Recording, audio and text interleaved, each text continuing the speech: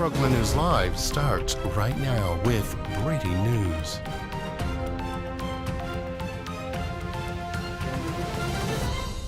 And thank you for joining us. I'm Jackson Mitchell. We're coming on the air a few minutes early here as we are tracking some breaking news. It's good to be with you. I am Jackson Mitchell. This is Brookland News Live. It is July 29, 2026. Time now 1:57 here in Brooklyn. Meeting it is 2:57 on the East Coast and 11:57 a.m. on the West. That breaking news coming in from the Federal Reserve that we are tracking right now. That was probably the question. You hear there, Federal Reserve Chair Kevin Warsh holding a press briefing right now, a press conference after the Fed decided to hold rates steady. This came as in several investors and business experts were anticipating there to be a hike after the quick changes that Kevin Warsh, as the new Fed chair, took to lower inflation. Let's take a listen in here. Of course, he's under the pressure of President Donald Trump. Trump, the one who nominated Warsh to chair the Federal Reserve. So we'll have to see what President Trump's reaction is on all of this. Before we listen in here, we do also want to note we are standing by for an event to come from President Trump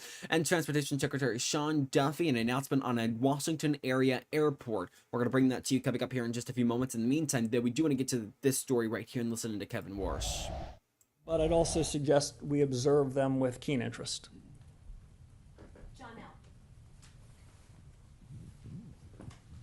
Janelle Marte with Bloomberg. Following up on that, there was more uncertainty in the markets about what the Fed would do at this meeting. To some extent, you might think that's what you want to see. But my question is about, is there a point at which you would not want to surprise the markets if they were pricing in something with higher certainty that was opposite of what you were intending to do? What are the risks that you see associated with that? Yeah, so it's a good question. Surprise is not the objective function. Surprise is not what we're solving for. We have a clear North Star. What we're solving for is how to make the best decisions. Almost everything else should be in service to that goal. By not spoon-feeding markets, by not previewing our decisions, by not sort of giving nudges and leans, my colleagues and I have found in the intermeeting period, what we're getting is the views from a very accomplished economist. That's the internals of financial markets. Instead of just repeating or echoing what we're saying back to us, they're giving us somewhat, not perfect, their own judgment. Surprises are not the objective. But at the same time, I would say we didn't come into this meeting feeling constrained by the full range of alternatives we had in front of us. So some of your peers have continued to discuss how they think about policy decisions. And if you don't offer your reaction function or your way of thinking about it, how concerned are you that you're ceding control of the narrative? So not very concerned. That's a short answer to the question. When some people that follow the Fed say, well, we don't want your forecast, we don't want your dot, we just want your reaction function, part of me hears what we really want is your forecast, and what we really want is your dot. In terms of reaction function, let me sort of disabuse people of a question that may or may not be real and be out there. Any central banker, especially a central banker where the labor markets are more or less at equilibrium. Any central banker, when he or she sees underlying inflation moving higher, he or she is more inclined to tighten policy. Again, when you've achieved the other side of your mandate and you see underlying inflation falling, he's more inclined to loosen policy. That's my reaction function, and I don't suspect it will cause people to not continue to pry for more, because the truth is, for a very long time in a lot of countries, coming out of the 2008 crisis, where in crisis mode, we were purposefully providing a lot of information, trying to provide a lot of assurance, trying to tell people exactly what we're going to do, offering forward guidance with clarity as if we're tying our own hands behind our back. Well, in crisis mode, that strikes me as a very prudent policy. But in more benign conditions, it strikes me as worth revisiting. But markets and market participants and reporters have learned to devour all that information, so I take seriously that the pullback of forward guidance requires some transition Reform isn't easy, but our general judgment is it's going to help us make better decisions, and in so doing, satisfy our remit. Paul Weissman. Thank you. It's coming. There's a mic coming. Thank you. When you talk about the 2% inflation target, what measure are you relying on? Yeah, so I'll give two answers. First, let me give the proper standard answer. The Federal Reserve every January outlines a statement of purposes and strategy. And in that strategy document, which I believe was dated January of this year, it describes a measure of PCE inflation as the objective function there. I have enough of my own, so that's our number, we're sticking with it. Who knows come after next January what we might say about strategy. I suspect the task forces might have something to add. But I'll say this, some version of the Lucas critique, some version of Goodhart's law in economics should remind us that when we talk about measures of inflation or something else, and we describe those measures as being consistent with our objectives, we might make them such that they're not very good measures or very good objectives. Broadly, if you said to me standing in front of you, I abide fully by the strategy document, we're going to deliver 2% inflation and not a whisper more, but to achieve that, I'm looking at a broader set of inflation data than PCE. So without sort of fully revealing my cards, I'm trying to understand, like my colleagues, what's the underlying generalized change in prices that are happening in the economy. It is not a perfect science. I might have said 42 days ago, I've got a task force for that. But we have a data project that's trying to look and see whether we can't separate the noise from the signal. And so if you would hear a message from me, yes, I care about what the PCE prints are. I care about what the contributions are from CPI and everything else. But my lens is broader than that, even though the remit is quite narrow. Mike McKee.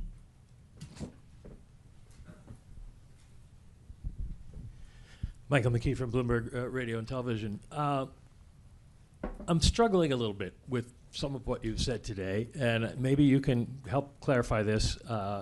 You've said over and over again that your job is to bring down prices, to get prices stable, to hit your target, and that you will hit your target. The market says you're not there yet because they've raised rates, but all you've talked about today is talking about it, and it's not like members of the committee weren't there before you talking about it. So I guess what the American people might be asking is, what are you waiting for? Yeah. So, believe it or not, this press conference is not all I've done today. We have spent an inordinate amount of time in the last 2 days, 2 weeks, looking at our monetary policy strategy, evaluating our tools, thinking hard about the sources of data. Okay, and as you were listening in there to Federal Reserve Chair Kevin Warsh, we will continue to monitor this again, the Fed holding rates. We do want to turn to another breaking news story that it's just coming into us right now. The President, Donald Trump, and Transportation Secretary Sean Duffy making a renovation announcement right now on the Dulles Airport that is just outside of Washington, D.C. It's an international airport. We want to take you into there and listen in. Special, as well as a member of the airport's authority board of directors, Trent Morse. Thank you, Trent. Thank you very much. Dulles Airport is the primary international gateway to our nation's capital, which is now one of the safest cities in the country. It's one of the hottest cities in the country. We are the hottest country in the world. But our nation's capital has made tremendous improvements in the last year and a half since we got here. Crime is down by 84%. We've removed 8,000, almost 8,000 career-hardened criminals. And amazing statistic, 2% of the people cause 91% of the crime. And we can handle that really easily. So they've done, I just want to thank our great National Guard and the Metropolitan Police and others that worked with us. But the job in Washington, everyone's talking about. I can also say, if you look at Memphis, Tennessee, where crime was rampant, and it's down now 71%, and it'll go down still further. And Louisiana, New Orleans, the governor called. He said, we need help. And we gave him help, and the crime is down 72%. And they just finished Mardi Gras, and they said it was the safest Mardi Gras on record. So we have a modernization of Dulles that's sorely needed. Last year's J.D. Power ranked Dulles 23 out of 27. That's a very bad ranking. Large airports nationwide, so it ranks at the bottom of the list, just about the bottom of the list. After an extensive review of more than 30 proposals with the top architects anywhere in the world, and I was involved with Sean and with a lot of other people, actually, but Scott was very much involved, I can tell you. But we are announcing plans to add more than 5 million square feet of new or renovated space. We'll replace the current C and D concourses, which are basic disasters, all the while preserving the iconic original terminal.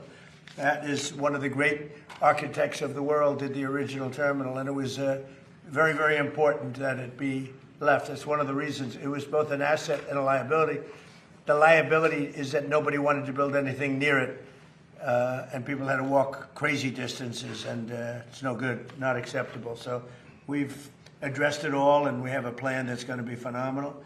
But we're going to replace the C&D concourses and preserve the iconic original terminal that first made the airport an architectural landmark. So it's going to be something you can sort of see a little example of it right here. That's your front.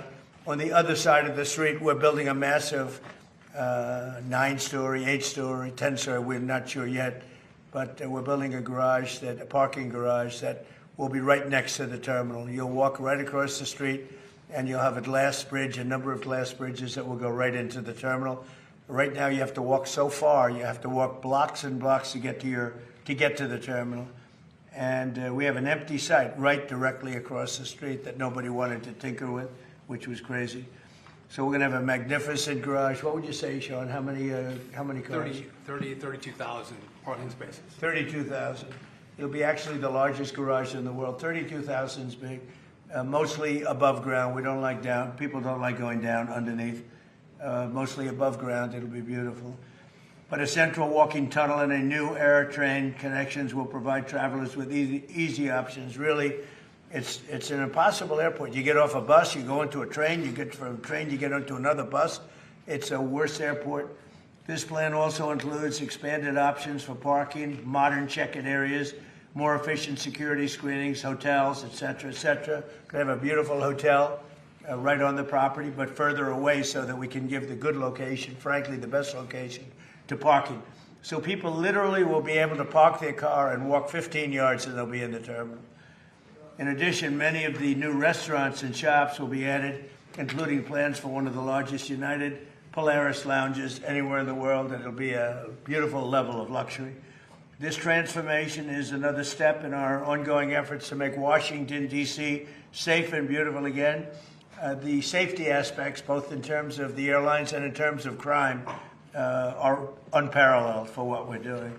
For years, the United States has watched other major cities around the globe welcome travelers with grand and modern airports, yet the last major airport built in the United States was Denver in 1995, and it hasn't gotten very great reviews.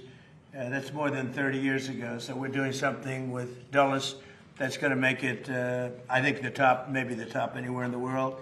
And by the way, Palm Beach is going to be one of the top too. Palm Beach is going to be incredible what the plans are. The people, Joe, and all the people working in Palm Beach that have done such an incredible job. That's going to be an unbelievable airport very shortly. So it's time to ensure that the United States has the greatest airports anywhere in the world, and we're starting right here with the capital city. And you can see just before Sean goes up, if you take a look, this is only showing the terminal in one rung, but you have numerous of them. You have here, here, here, and you have a spine coming. Here's your main entrance. You have a spine coming right through the building into these massive ports. Now, the planes won't have to be bothered because we drop down a little bit and our walkway is underneath. We have walking systems that go very quickly, or you can walk because it's very close. But this is it. So you enter here, You have a parking garage which will be built right here. This whole thing is parking garage. 32, probably 32,000 cars. That'll be a world record, and very convenient. And then you'll have glass tunnels that go into the airport right from here. So you'll be one story above. This road stays, beautified and stays. We keep this. This is your landmark. This is all new. This is your first tunnel, and then you drop down from there on. And so that when you have the planes, we'll be able to go right across without having to go back, make turns or anything else. It's going to be amazing. It'll be one of the largest airports anywhere in the world, and I think it'll be actually one of the most efficient and the best. So I'd like to ask Secretary Duffy to say a few words, and then Jack Potter, and I'd like to welcome a very great gentleman to our midst, Jensen Wong, who's here someplace, and he's, if we can do with an airport like he does with chips, it'll be the greatest airport anywhere in the world. He looks at this problem as being a very simple, he looks at this as being a very simple problem to solve because his chips are a little bit more complicated. But it's important that he's able to travel nicely along with everybody else. And right now, this is not a very good airport. We're going to make it a great airport. Sean, please. Thank you, Mr. President. So to your point, the President has worked incredibly hard to make D.C. safe and beautiful. I think this is the cherry on the top, Mr. President. This is the gateway to the world from our nation's capital. And any of you who've traveled through Dulles, it is dark, it is dated, a little dank maybe. It's not a great airport. And so we had multiple architects come in and present to the President. And we are blessed that not only does he give us time to really important matters, but he gave his building skill to take the best of all the designs and come up with this concept. So just if I could quickly point out, we keep the Saarinen building, so that's going to be the foyer, a whole new head house. We are going to get rid of the people movers, Mr. President. So if you don't know what these are like elevated buses. It's kind of like, it looks like it's from Star Wars, if you will. And they're slow and people are angry about them. We are going to get rid of those. We are going to have a horseshoe train system throughout the airport. And as you mentioned, right down the spine of the airport is going to be a walkway. So easy access to all of your gates, fast movement. And what I like the President, he was like, listen, we have to have great parking. So when you pull up to the airport, you have easy access to the concourses, to the terminal. And so I think this is one of the best designs, Mr. President, probably because you actually did it, that you'll see in the country as a whole. We've had this. This is bipartisan, Mr. President. A lot of people, whether you're Republican or Democrat, you hate the way Dulles operates. So everyone's come together, and we're building for America and building for the future. And it's your vision that made this happen. So thank you for doing this. And it's going to be, I think, it's going to be the premier airport in our country when you're done with it. Well, thus far, what Sean said about bipartisan really is bipartisan, and I don't know if that's because it's the right thing to do, which it is, but it's also that whether you're a Republican or Democrat, you don't want to go and be subjected to this airport, because this airport is it's a terrible place to be, and it's going to be, I believe it's going to go, it'll be rated, within a few years, it'll be rated the best airport in the country. So it's going to be so efficient. Right now, it's totally inefficient. Between the trams and the Star Wars thing that they call it, the Star Wars, and elevated buses, and nobody knows what's going on. It's a real mess.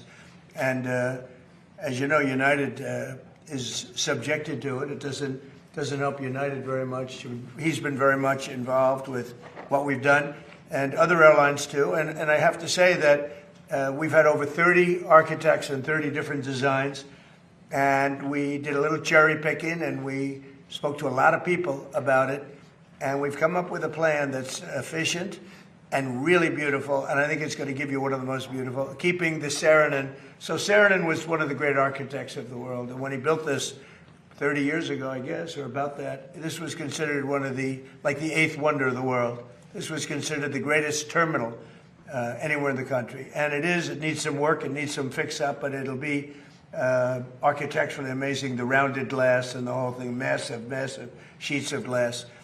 Cost was no object, unfortunately or fortunately, and we're going to be using that, and it's going to be fixed. We're using it again as the primary entrance, and almost that's about it, because essentially this is a brand new airport, and yet we're going to be able to work it well enough that it'll work at least as efficiently as it works right now. And in the end, you're going to end up with, I think, maybe the best airport and one of the biggest airports anywhere in the world. And it's going to be a great thing for Washington, D.C. So could I ask Jack to say a few words, please? Yes. Jack? Thank you, Mr. President. Thank you for your inspiration here and challenge. You challenged all of us to step into the issues that you just described. We're very proud of the process that we've gone through. We're very happy that United Airlines, the Airports Authority, and the other airlines have agreed to step up and fund this thing. So this is not requiring federal dollars. This is going to be airport-generated dollars, airline contributions, which is phenomenal. It means that we're off to a fast start here. We're engaging with the Saranen family to make sure that they stay intimately involved with this. All the aspects that were just described, I think, will make this a world-class airport. And you challenged us to do this. We're building off of growth, though. I have to tell you, our airport was the fastest growing airport in 24 and 25 of any large airport in the country. So we're going to continue to build on the momentum that we have, and we're excited about taking on this challenge, and it will be a challenge to construct this. And our goal is to construct it and make sure that the traveling public there'll be minimal impact to them as they transit through our airport. So again, Mr. President, thank you for your inspiration, and we look forward to you to continue to participate in this in the coming years, because we're going to bring designs to you and other things. So we very much look forward to working with you. Thank you very much. Great job, too. Scott, would you like to say something? Well, thank you, Mr. President. Thank you, Mr. Secretary and Jack and everyone. We're really, at United, we're really excited to have this project get off the ground. The terminal that's out there today was built 45 years ago. It was meant to be temporary. And so I've spent my whole career at United Airlines waiting for this day, and all the people of United Airlines have spent even longer waiting for the day that we could have really the best airport in the world. And this design is one that works great for the airline. The President talked about how it works great on the outside for the airline, but it's going to be a beautiful airport inside for customers. It's something that all of us at United, but really all Americans, will be able to be proud of, having an airport when people come into the capital that really represents what the United States of America stands for. So I'm proud of it as a CEO of United, but proud of it as an American as well. It's going to be a great one. Thank you. Thank you for your help.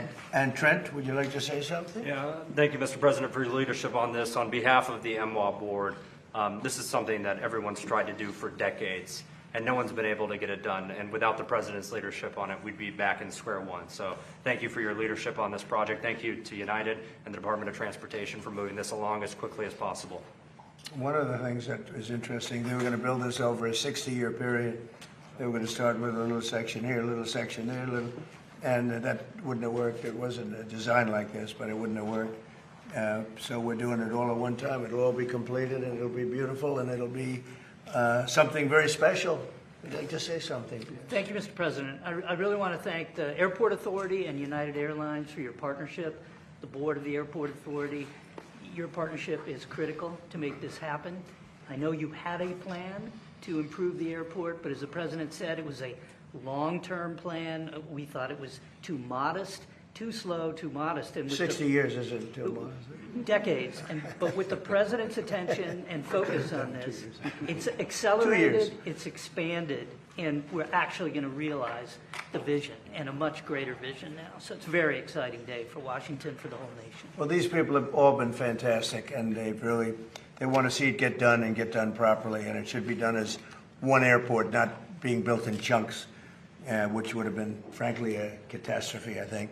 So thank you very much. Do you have any questions? Thank you, Mr. President. Very quickly on this issue, did you just say 2 years? It would take 2 years to finish We think this? we can get it started fairly quickly. It's largely financed. And we need some approvals from Congress probably, but generally speaking, it's been very bipartisan. And then on the attack, the drone attack on the LNG tanker off of Egypt, what can you tell us about that? And is there any indication it's Iran related? Does it represent? Well, I'm going to give you a report. I've been briefed.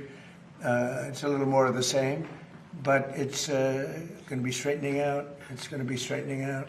In the meantime, we're going to be hitting them very hard because it's our turn to hit them. They know it's coming. They're asking us not to do it, but they tried shooting it last night. So we had 5 rockets shot going 8,500 miles an hour, and all 5 rockets were knocked down to the ground. But they nevertheless took a shot, so it's our turn. And we'll see if we get there with an agreement at some point, but we're going to hit them very hard. Mr. President, first on this, is this expected to affect any incoming or outgoing flights? No, we think we can do it without a lot of disruption, very little. And then It might even be better. On Leader Thune, what's your reaction to him saying that there's no evident path to success on killing the filibuster or passing the Save America Act? Well, that's too bad for him. I mean, that's too bad for him and too bad for the Republican Party. Do you believe that? He's got the votes. He should get it done. He should be able to get it done. Mr. President, thank you. Dr. Fauci invoked the Fifth Amendment more than 100 times today. Yes, Senator sir. Rand Paul said he's going to hold a vote on holding him in contempt of Congress. Do you think Dr. Fauci should face repercussions for this? Well, I watched the whole thing today, but more importantly, I was a part of the whole Fauci. I inherited Fauci. He was here from the 1980s, so I had him for a period of time. And I disagreed with him on a lot. I would have had to close down the whole country if I listened to him. I went the Federalist way, which is basically let the governors decide. And generally speaking, the Republican governors did very well. The Democrat governors did not very well. But Fauci wanted to have nobody wearing masks, if you remember, and then everybody had to wear 5 masks, as many masks as you could get. I mean, made a lot of mistakes. And he wasn't a big factor for me. He was a very big factor for Biden. And if you remember, even though we were sort of prime time in terms of that whole disaster of COVID, far people died, fewer in the Trump administration than in the Biden administration. We ran it well. Operation Warp Speed was talked about as being one of the great success stories anywhere in the world, actually. And we did a good job. But many more people died under Biden than died in the Trump administration from COVID. COVID was a disaster, but Fauci did not help. Do you think that the DOJ should reopen the investigation into the auto pen, specifically pertaining to Fauci? Well, the only thing you can really think about is the auto pen, because the most powerful thing the president has, they say, is the power of pardon. So he was pardoned by Biden. And I respect that. I know how powerful it is. It's a very powerful, they say it's literally the most powerful thing a president has. Now, whether or not I sign my things directly, always, almost everything I sign directly. You're witness to many of them. He signed very few. The only thing I know that he signed was Hunter Biden's pardon. But I'm not sure that he signed, he probably didn't sign this one. So I can't tell you what the law is. I've heard that you have to have a lot of proof. You need to have letters. You need to have all sorts of things, that the person operating the auto pen has to know exactly what it's all about. He didn't know what it was about because I saw him testify. So maybe there's something on the auto pen. Other than that, the power of pardon is very powerful. One question briefly on the... What's it, Beth? Thank you. Beth Turner, GB News. We've just heard you talking about another example of American excellence. That's really what this is. It's a project where you're striving to be the best in the world. As a Brit, that's really striking to me. You've had a couple of weeks to get to know our new Prime Minister. Have you spoken to him much? And do you think he is the man to lead us to excellence? Well, he did say one very good thing. He said he's going to open up North Sea oil. If he does that, you're going to be a wealthy country. If he does it reasonably. I was telling Prime Minister Starmer, open up the North Sea. Open it up. You'll be okay. Open it up. They have 2 problems. They have a huge immigration problem, people coming from all over the world and just camping out in your country. And we've taken a very tough stand. In fact, for 14 months, nobody has come into our country. 0, which is almost hard to believe, but that's what the report says. Our borders become very strong, and your border is very weak. He's got that problem. And he's got energy problem. He's got windmills all over the place. And anytime you see windmills, you see a failing country. And they're made in China, not used by China, but they're made in China. And you have a thing called the North Sea. And you buy a lot of your energy, as you know, from the North Sea. You buy it from Norway. And Norway gets it from the North Sea. They get their oil from the North Sea. And Norway's got trillions of dollars in the bank, trillions. It sells its oil from the North Sea. And Scotland has a better part of the North Sea. And you have 500, 600, 700 years. You have areas of the North Sea that haven't even been explored yet. You have one of the most valuable oil finds anywhere in the world. And if the United Kingdom would use it, they'd be a wealthy country again. And I tell you what, I could not get Starmer to use it. It was incredible. Every oil company that I meet, and these are all big giants, every person that I know in the oil business said, please, could you open up the North Sea? Could you get them to open it? They're dying to do it.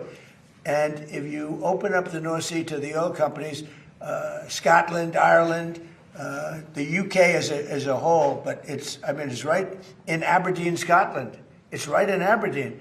And that would be one of the most vibrant. You know, it used to be called the oil capital of Europe. Aberdeen was the capital of Europe. And now it's, they don't drill oil.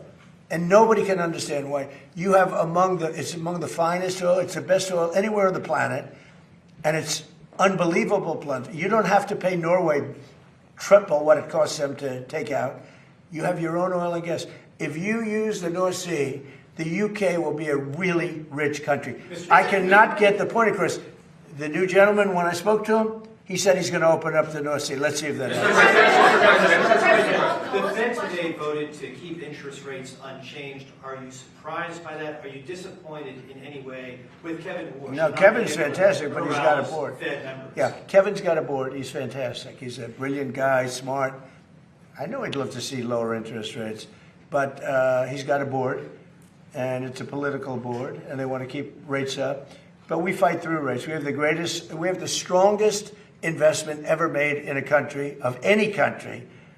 It was China about 13, 14 years ago. We have far greater, 19.2, even Jensen would say that's a lot. 19, and Jensen's spending a tremendous amount of money by hundreds of billions of dollars. He happens to be in the room. He's spending more than United, actually. Well, he's spending 10 billion, but Jensen's spending hundreds of billions, right? I don't know. That's not a bad business idea. But no, we have 19.2 trillion. So it's the biggest number ever spent in any country by far, and that's over a period of 1 year. As an example, as you know, the Biden administration for 4 years did much less than 1 trillion. We're doing 19.2 trillion in 1 year. So we have things that are happening in our country, the likes of which nobody's ever seen. Plants and factories are moving in. Toyota just announced they're building one of the largest car plants anywhere in the world, and truck plants anywhere in the world. We are building more automobile plants now than at any time in the history of our country. Mr. President, in particular, this is just one of several projects that you have underway in the DMV. Why would you say that you're so focused on transforming the Washington region right now? Well, this is an important one. You know, this is travel.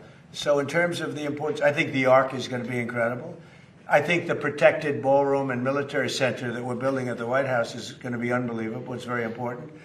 But, you know, this is the airport. This is sort of the lifeblood of a city or a capital, certainly a capital.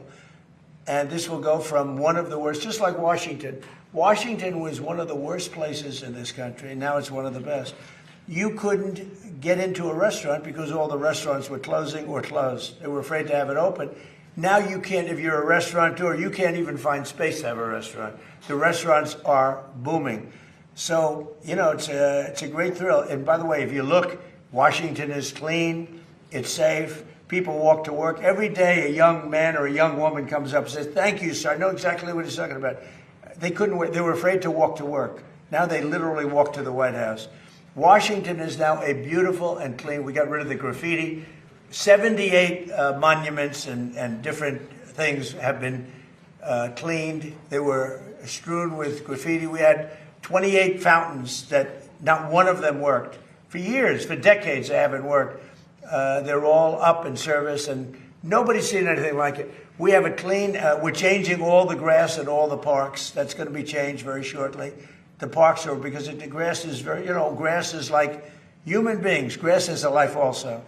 And we're changing, we're raking, cleaning, and changing all of the parks. We don't have people, we don't have the tents anymore. We don't have all the barbed wire up. We don't have the wire up. Washington's become a beautiful city. It's become a hot city. But, even more importantly, the United States right now is the hottest country anywhere in the world. Mr. President, just a point of clarity on the airport. No federal funding will be required. What did you mean when you said Congress? Sean, you want to talk about So it's going to be bonded for $22.5 billion. United is going to partake in part of the payment, but the airlines who participate in the project are going to pay for it. If I can just make one point of clarification. Yeah, please. We have some permitting we have to do, but we think in the spring, this is both Concourse A. We think we can start construction in the spring of next year. So we're trying to move at the speed of President Trump. It's never fast enough, but we're going as quickly as possible so we can give a deliverable to the American people. And the other thing Sean's doing, which I think is so important, maybe more important, I don't think it can be more important than this, but he's working on air traffic control. We have an obsolete system. It's 50 years old. You saw the helicopter crash a year ago into a plane. That was a disaster. And things like that would never happen. Bells would have gone off in 4 or 5 minutes before it happened. You would have heard the bells and whistles would have gone off. And a thing like that couldn't have happened if you had proper air control. So what's happened is we're working very hard on getting the finest in the country now, in the world. We've examined the systems of almost every good country in terms of air traffic control all over the world. And we have the best people working on it in the world. And it'll make, I mean, so often you'll see somebody even bunking into each other at an airport. But where planes come too close, where planes, in the case of the helicopter the helicopter hits the plane, we are working on air traffic control to redo the entire system, including the new towers, because the towers are obsolete. You know, you don't think of it. You see a tower and it looks fine. You go into those towers, they're literally falling down. So we're talking about new towers and all new air traffic control, which will give us the safest anywhere in the world. Mr. President, why do you think Dr. Fauci invoked the Fifth Amendment so many times today when he has the pardon? And what was stopping him from just giving an honest testimony this morning? Well, look, I've never been a big fan of Fauci. Why he did that was very simple. His lawyer told him to. You know, I don't know if he would have been better off not doing it. There were a lot of questions that I guess he could have answered, and some maybe he didn't feel comfortable in answering, but his lawyer told him to do that. Mr. President, Prime Minister Andy Burnham hasn't mentioned publicly migration at all since he's gone into number 10. Did you discuss it with him? I did, briefly. He's going to have to mention it because it's killing your country. Mr. President, killing you. He won't talk to GB News. He's killing your country. He won't talk to us. And not him. I mean, we'll have to see. I know Starmer did very little about it. And they're coming from all over the world. They're coming from Africa. They're coming from South America. They're coming from different parts of Asia. And they're invading Europe. I mean, they're invading Europe. It's an invasion. And the UK is a prime suspect. Mr. President, on Todd Blanche, Senator John Cornyn of Texas has been hesitant to back the confirmation. Seems to be some sort of deal that he's talking about. What is your reaction to his hesitancy? Well, all I can say is Todd Blanche is outstanding. And I thought it was pretty routine because he's so good. You just wouldn't find a better person. So I don't know, maybe John Cornyn's upset with me because I didn't endorse him. I don't know what it is, but I haven't heard that there's a problem. I heard he's going through quite nicely. And do you think Senate Majority Leader John Thune, after the comments you heard regarding Save America and some other stuff, do you think he's still the man for the job? Well, we're going to find out, and I'll let you know. Mr. President, it was a beautiful service yesterday for Senator Graham, beautiful eulogy that you delivered. As far as Senator Darlene Graham is concerned, based upon your conversations, is she going to focus primarily on foreign affairs like her brother, or will she focus more on domestic issues? I think domestic, really. I've spoken to her a lot, and she's much more focused on domestic, including costs and pricing. And I think she'll be outstanding. President Jay Clayton, he was just confirmed by the Senate. Yeah, he's great. Would you like to see him continue with Bill Pulte's work at exposing election Oh yeah, interference sure. in I'm sure he will. 2020? Bill did a great job, and Jay has just been confirmed. And you know, he's outstanding. He was the head of Sullivan and Cromwell for many years, and he's very outstanding. And I think he's going to do a fantastic job. And Bill was great. Yeah, please. Mr. President, in light of advanced ChatGPT AI models escaping their lab and conducting cyber attacks, are you considering stronger controls on AI, and would you consider negotiating Well, we're regulations looking at with AI. China? We're looking at controls. We're also making sure that we lead. So we're leading China in AI by a lot. China has virtually no controls. It's freewheeling a little bit. So we have to be careful in both ways. We don't want to restrict them where all of a sudden we come in second to China. Whoever wins with AI is going to win. That's how big it is. So it's bigger than the internet ever was. It's bigger than anything ever was. So I don't want to restrict. I know many of these people. I don't want to restrict them from doing great work. Yeah, please. Under what scenario do you see Iran attacking U.S. installations and personnel overseas and you withdrawing? Or I don't see that. No, we're not. No, we're gonna hit them very hard.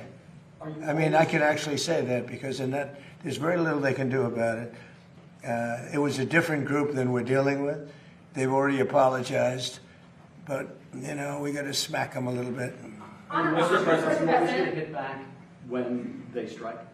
Will I always hit back? Yes. Pretty much. Yes. Mr. President, just on a point of clarity on that, sir, is that in response to the attempted ballistic missile strike on Jordan last night? When you say it's our turn to hit back? Yeah, I think more so that, yeah, because it was another smaller event. But no, they sent 8,000-mile-an-hour missiles at us.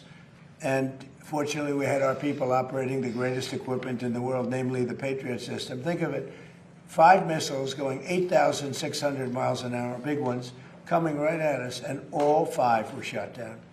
How about that, right? Pretty good. Nobody else could do that but us, yeah. Can I ask, how was your meeting with President Volodymyr Zelensky yesterday? It was good. Did you see a time scale? No, it was good. Look, you know, he's out doing his thing. I'd like him to end the war. So it's very simple. I get along with both. I get along with President Putin. I get along with President Zelensky. And like I told him, I wanted to end the war, get the war ended. Thousands of people, 25,000 people died last month. That's standard. And it's not acceptable. So I said, just end the war. Mr. President, on the war, do you want the House to come back before August 31st to act on the Russia and Iran sanctions bill after it Well, if passes it's out? necessary. I mean, it shouldn't be necessary, to be honest. But if it's necessary, I'd like to. Are you talking about the Lindsey Graham? Yeah.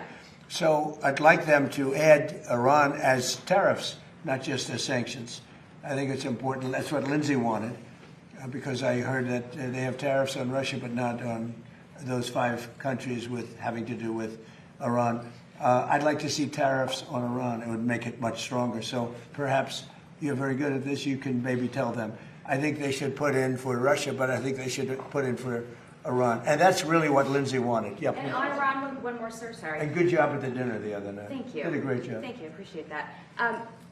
President Xi told you that China would not give or sell Iran any weapons. And there's a new report that Iran's about to get 400 rocket launchers from China going through Pakistan to Iran. Well, that would be surprising. I mean, things like that happen, but that would be surprising. He told me very strongly he wouldn't partake, and he knows I'd be quite disappointed.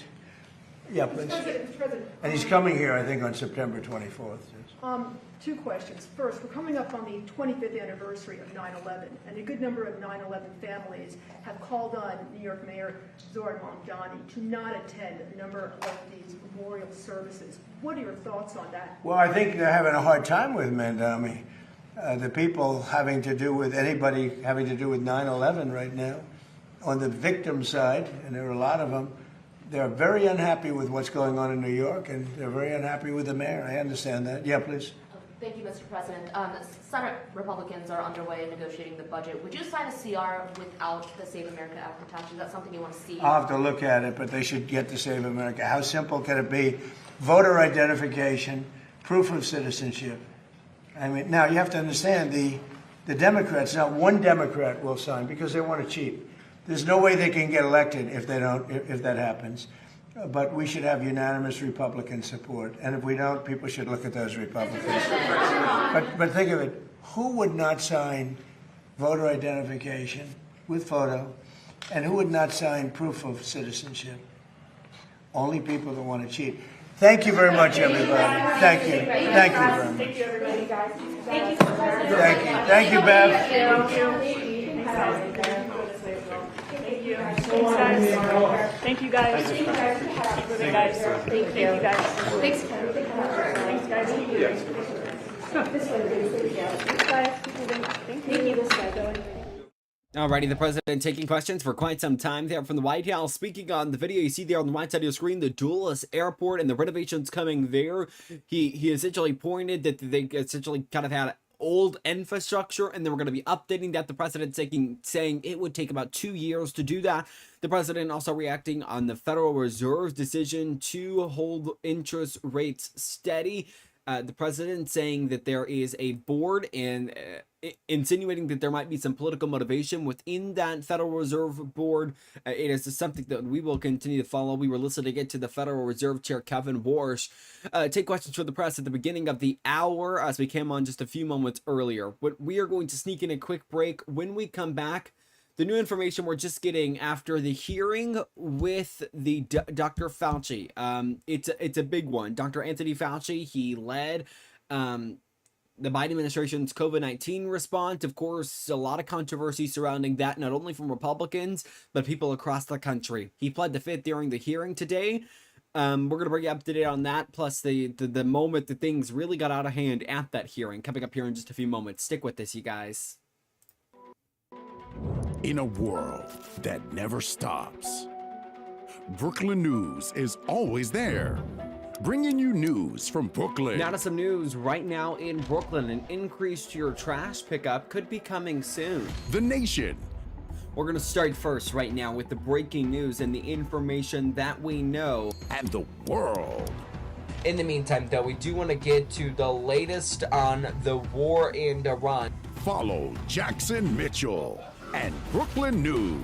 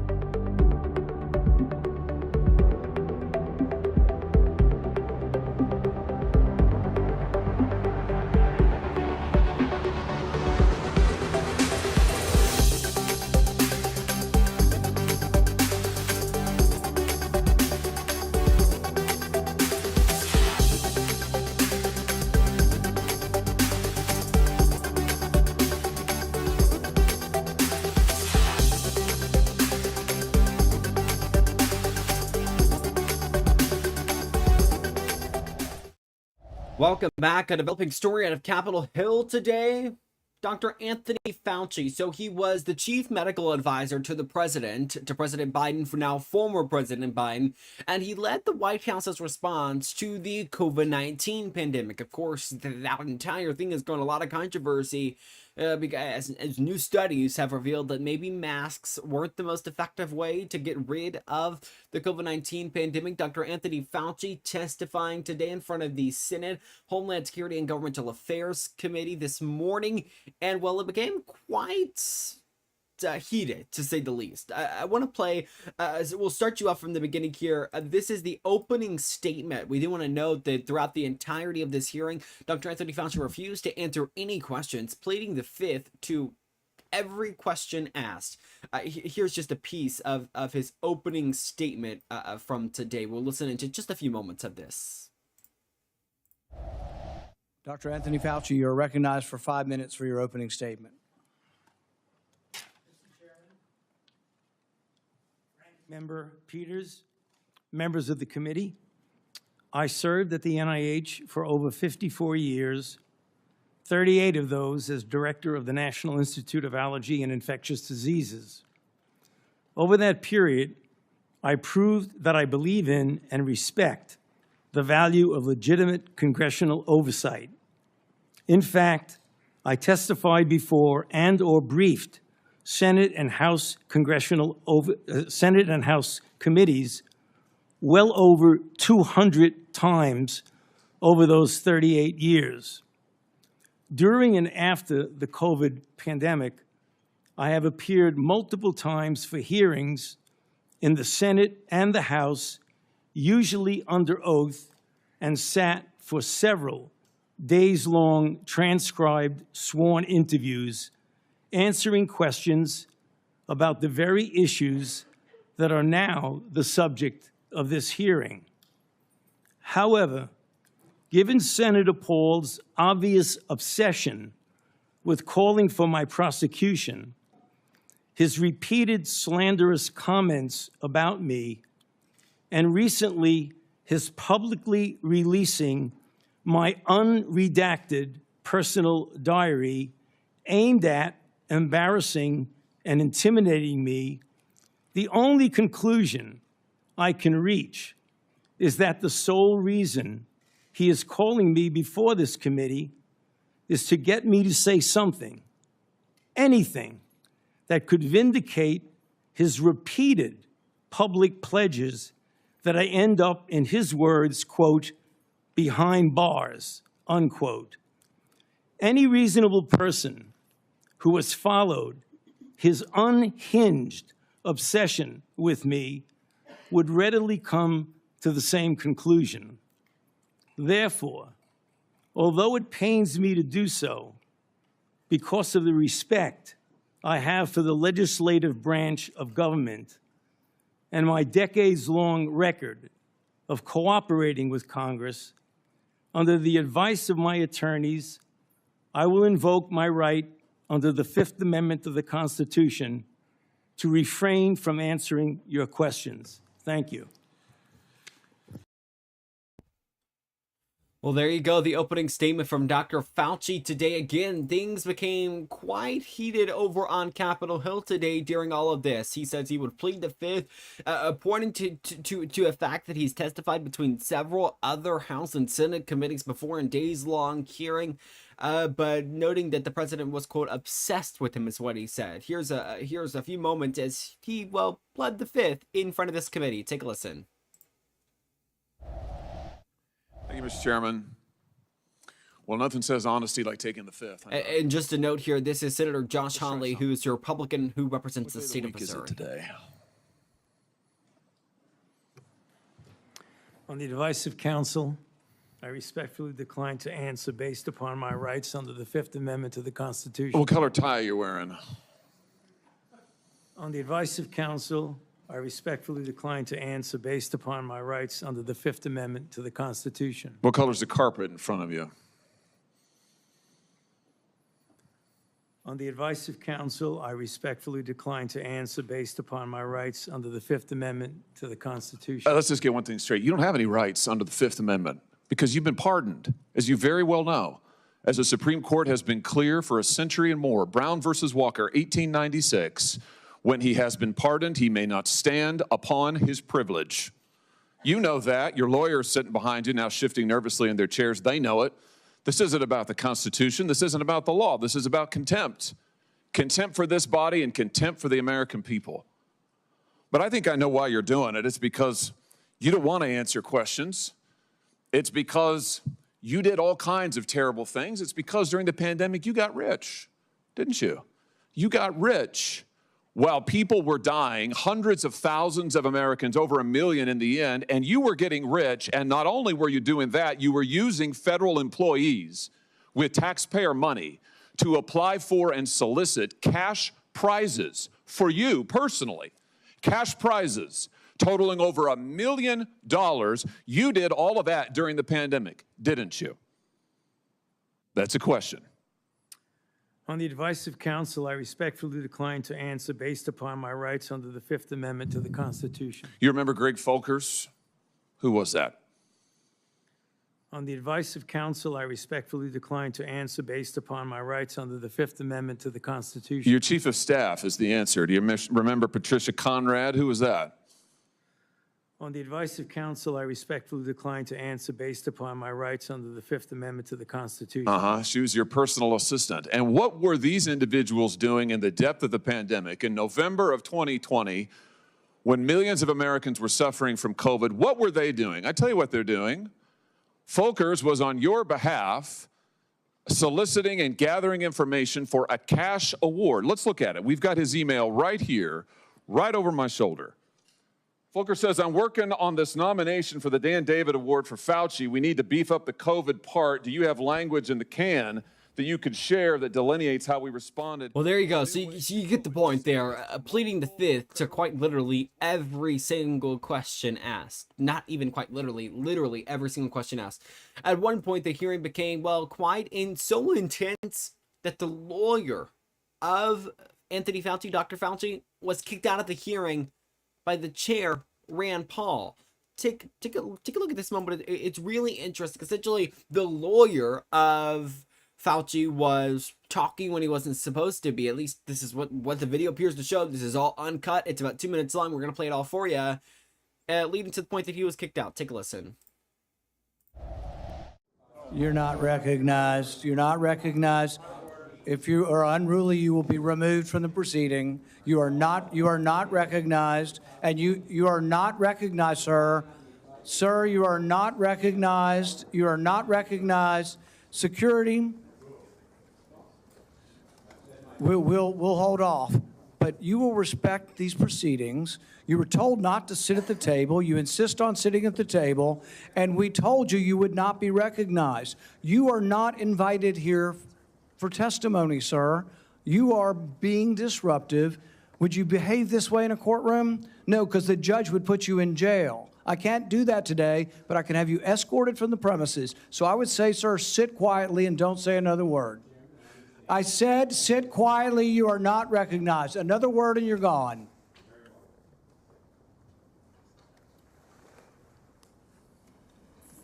So, Mr. Chairman, I'd like to hear what the attorney has to say. He is not recognized by the committee or the chair. If he speaks again, he will be removed from the room. This testimony is from Anthony Fauci. This is not a game with his lawyers. He can advise. His lawyers can give him advice. He's got a half dozen here.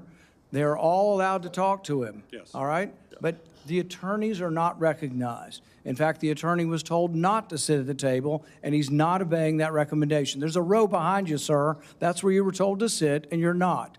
And now you're disrupting the proceedings. And so, look, this is the way Anthony Fauci wants to be remembered, for a lawyer not listening to the rules. That's the way you want to be remembered, and that's what you're going to do. You are not recognized, sir. Security, please remove him from the room.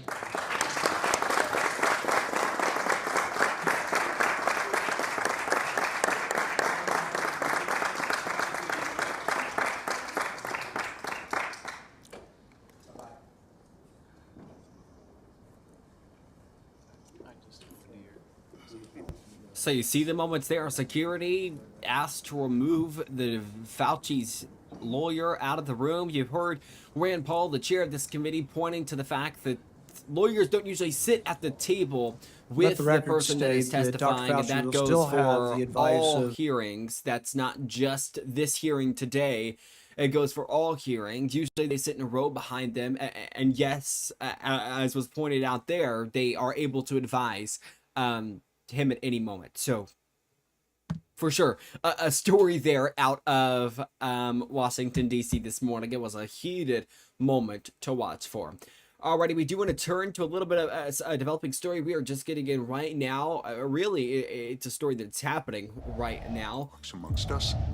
There you go. You're taking a look right now at the breaking news that we are tracking. The Dow sinking right now after the Federal Reserve decided it would hold interest rates steady. Take a look there, 1,165 points there. The Dow is down this hour. We're monitoring it, and we'll bring you updates on what this decision continues to bring, what the results of this Federal Reserve decision continue to bring. But we are monitoring right now the Dow, which you see there down again, just over 1,150 points. Okay, we are going to take you right now to a quick commercial break. When we come back, we've got to look at your forecast. Stick with us. You're watching Brooklyn News Live. We'll be right back, you guys.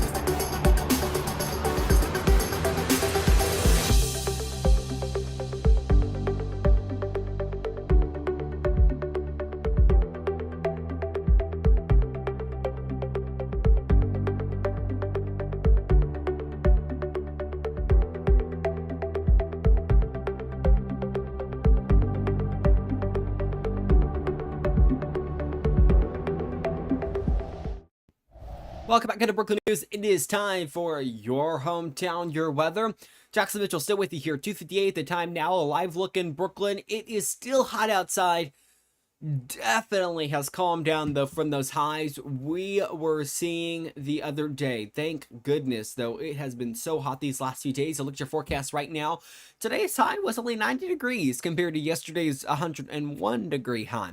Tonight, as we go into tonight, there is a chance of some scattered thunderstorms throughout Northeast Arkansas, and throughout Brookland. We could see a few showers similar to what we saw a little bit earlier in this morning, where some areas throughout Northeast Arkansas saw a little bit of rain. Low of 70 as we go into tonight. By tomorrow, mostly sunny. We might see a few clouds in the sky. It's not too bad of a day. Cooler than we've seen these last few days. High of 80, low of 70 by Friday. Partly cloudy skies continue, high of 87 and a low of 73. So there you go, your forecast as we go into the remainder of the week. We'll have your weekend forecast starting tomorrow as we take a look throughout the weekend what things look like. So stick with us for that. In the meantime, that is going to wrap it up for us right here live on Brooklyn News Live. Remember, you can follow us on all of those social media pages that have been scrolling this entire broadcast there on the bottom of your screen. And for the local side of things, if you want to hear more about Brooklyn, what's happening throughout Northeast Arkansas, you can go to brooklynews.com. And if you happen to miss the show, if you're on YouTube right now, you can rewind it. If you're not, we're posting segments of the show afterwards on our YouTube channel. We're also posting clips to Instagram and YouTube Shorts. So please follow us there and watch highlights of our show. In the meantime, though, that does it for us. Have a great rest of your day. We'll be back here tomorrow at 2 p.m. So just a reminder, you can join us then again. That is tomorrow at 2 p.m. with more of the big stories making headlines. Have a great rest of your day and stay safe, you guys.